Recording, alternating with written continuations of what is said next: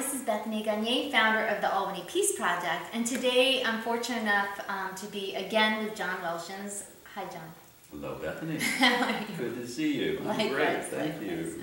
So we were talking about how recently you gave a talk that seemed to really stir some things up for people, and the talk was New Beginnings? Begin again. Begin again. Begin again. Begin yeah. again. Well, the idea was traced back to a wonderful Buddhist book by a Zen teacher named Shunryu Suzuki, who was also known as Suzuki Roshi. It came out in the 1970s. And the title of the book was Zen Mind, Beginner's Mind. Right. And in that book, he really summed the whole book up in one sentence, which said, in the beginner's mind, there are many possibilities. Yeah. In the expert's mind, there are few.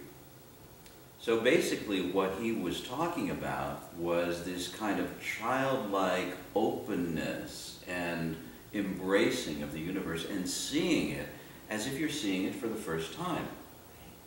And that really was what he described as Zen mind, or the mind that one might cultivate through meditation. The ability to see everything as if you're a beginner.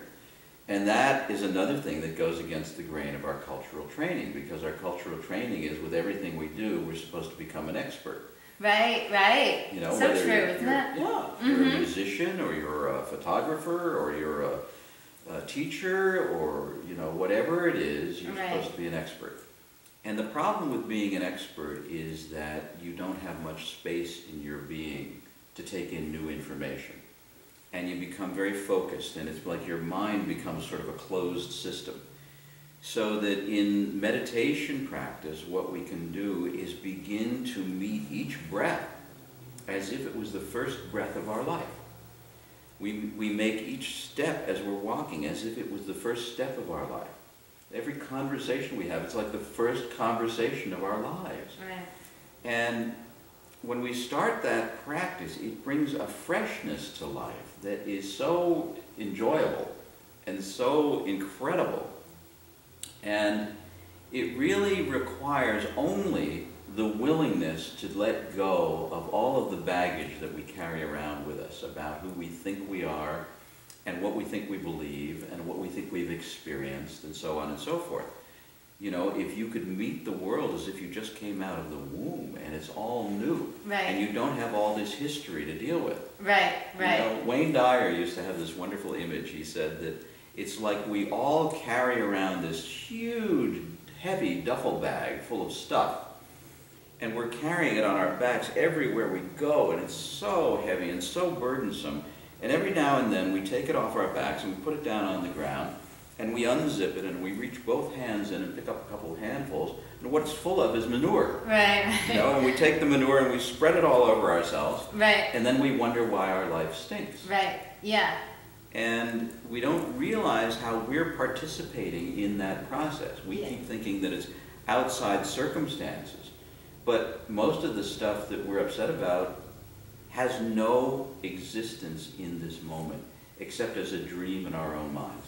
Ah, wow. You know, we're carrying around this whole history that is unique to us, and we think that makes us who we are, but it can be a way that we use to torture ourselves and make ourselves miserable. Right. So the concept of beginning again, I think, is really beautiful to introduce into meditation practice. Right. Because it's also like, you know, you sit at one point and it's difficult, or you haven't sat to meditate for a few weeks or a few months, you know, or a few years, and you're saying, oh, I've blown it, you know, I used to do that and it helped me, but now I don't do it anymore. Well, begin again. You know? It's not such a big deal. You just begin again. Yeah, yeah, absolutely. Yeah. And you know, just contrasting that with the actual stress response, because, you know, as a stress response, we narrow, right? We narrow our focus. Exactly, yeah, yeah. So what can we do to help ourselves open to take in more of the world around us? Well, meditation is really the path to doing that. And it's also the willingness to practice what I was just talking about. So if you do that just for a few moments each day, you know, like you could wake up in the morning and say, oh, damn, it's another day and I got to go do all the stuff that I hate doing. Or you could wake up in the morning and say, wow, I'm still alive. Look at this incredible sunrise. Every sunrise, every morning is unique. It'll never look exactly the same again. It's never looked exactly that way before. If you really look at it, it's unique. It's a unique moment in life. Every breath, every experience we have in life is totally unique. And it's happening for the first time and the last time. You know, you might say the same thing's happening every day, but if you're really paying attention, which is what meditation helps us to do, you start to see how it's different each time it happens. It's a little bit different, it's unique. So if you can meet life with fresh eyes, so that it feels like every day is the first day of your life, every breath is the first breath of your life, every step you take is the first step of your life, and you're not seeing it so much through the prism of all that duffel bag full of stuff, but you're meeting it in a new way today. You know, I like the way you just said, even looking for what's different. You know, we were talking earlier about how people kind of get used to life and they just kind of expect things to always be the same, but you're right, things are always subtly changing. So I always say, like for instance, the kid that you put on the bus in the morning is not the kid you get back. That's right. That's right. Because life has impacted them, or the spouse that you kiss goodbye in the morning, the one is not the person you get back.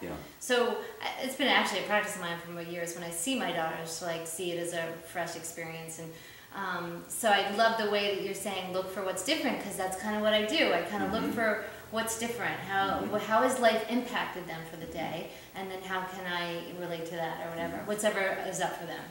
I mean, the truth is that everything is constantly changing, and that means all of us, our bodies are changing, our environment is changing, every day is different. We just went through the fall, and if you watch the fall closely, you can see a little change in the fall colors each day. And oh, I like this. I'm going to work with this a lot more. It's amazing. And that is, actually, it's one of the roots of coming back to that place of pure awareness that never changes, that's always in all of us, is by paying attention to the changing nature of the environment around us and the changing nature of our own bodies. So that you start to see that even breathing is constant change. You know, one breath arises, it exists for a period of time, it changes, and it passes away. You hear a sound in the environment. It arises, it exists for a period of time, it changes, and it passes away. And every thought in the mind, the same thing. Arising, existing, changing, passing away. What is behind all of that? That's what we're looking for. So, and that, I'm glad you mentioned that, because I wanted to bring out another concept you were talking about, and that is space. You know, the research, we talk about being coherence, and a lot of the research I've studied is when we do contemplate space, the whole nervous system becomes more coherent, starts to work more synchronously. And so this idea that space, and you've mentioned that a lot, and when we're meditators, we kind of know what we're talking about, but can you talk to people about space? And with in your mind. Sure, you can start with the image of real space, you know, like outer space. Like one of the things, I love that, one of the first things that I did, which was really meditation, when I was a depressed, angry teenager, is I would go outside on summer nights and lay on my back in the grass on our front lawn, and I would just look up and contemplate the universe. And just that simple experience of laying there on the ground at my house in New Jersey under the pear tree that was above me, and I'm looking up at and trying to somehow envision infinite space.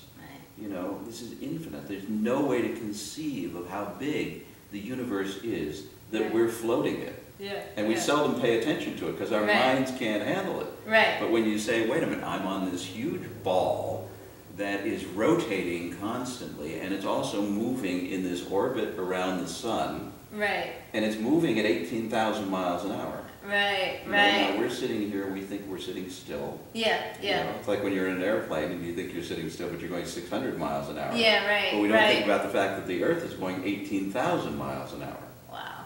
So if you just reflect on the infinite space, or you can do it with the sky, you can do it with some extent to the ocean or a lake, you know, where you're in a body of water that is vast. Yeah. So you start to see that your awareness is not necessarily captured inside this body and this head, this mind. Your awareness is everywhere. Like right now, our awareness fills the whole space, the whole house we're in. Yeah. We're aware of. But we're aware outside. We're aware of cars passing on the street. Yeah, yeah. And we're aware of the sunlight and the trees and so on. It's like the awareness is not just in your head, it's everywhere. Right, right. And so as we contemplate, you know, suffering or challenges, when we kind of cradle it in space, right? That kind of concept? Yeah, Can you talk more about that? Well, it's when we're suffering, what doesn't work is to try to push the suffering away.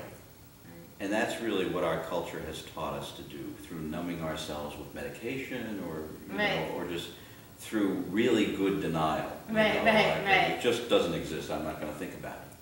But that doesn't really work over the long term. What does work is meeting your suffering and the suffering of others with love, and you could see that spaciousness as love. And the more you introduce more love and more spaciousness into your experience of life, the smaller your problems become. You know, because as you were saying, when we're suffering, the mind contracts and it focuses simply on that one small, maybe not so simple, maybe complicated, but relatively small issue, experience, or idea that's troublesome to you. When you start to love that, surround it with love and light, and just let it be. Of course you're hurt. Of course you're frightened. You know, of course anger has arisen. Of course confusion is present as a human being. And you just keep meeting that with love instead of with resistance. You just say, aha, another part of our human experience. And you just keep allowing your awareness to become larger and larger, so that pretty soon you realize you are a much larger space than that problem that you're dealing with. Exactly, exactly. And that's, again, another one of the amazing gifts of meditation. Yeah. Right? Yeah, exactly. Opening up that spacious mind. So, spacious mind. Really nice. So, all right, John, so you'll do a meditation doing this, new beginnings and spaciousness. And why not? All right, absolutely. And actually, if I could just say one other thing, now I think about it, is, you know, the portion of the meditation where we have people kind of visualize the city of Albany and allowing their mind to roam through Albany and see peace within it. You know, that's that same thing of stretching our minds out into space, right? Well, you know, when people use this word that's become popular in yoga schools and so on, namaste, it means I honor the light within you. And there's another level of meaning, which is the light in me honors the light in you. And the third level of meaning is I honor the place in you and in me, where when you are in yours and I'm in mine, there's only one of us. So from that place, we take our awareness to embrace all of Albany and surround it with peace and with love.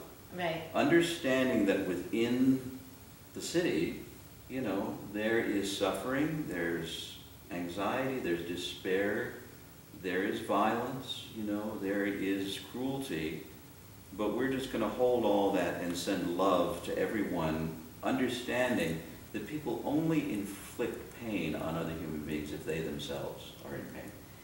True. So, you know, understanding, sending love, doing what we can tangibly to eliminate the opportunity for people who are inclined to hurt other people to have opportunities to do it, but at the same time, from a more spacious level, sending love and light and healing into the situation. Absolutely. All right. Well, we'll look forward to doing that now. Thank you again. Thank you. Okay.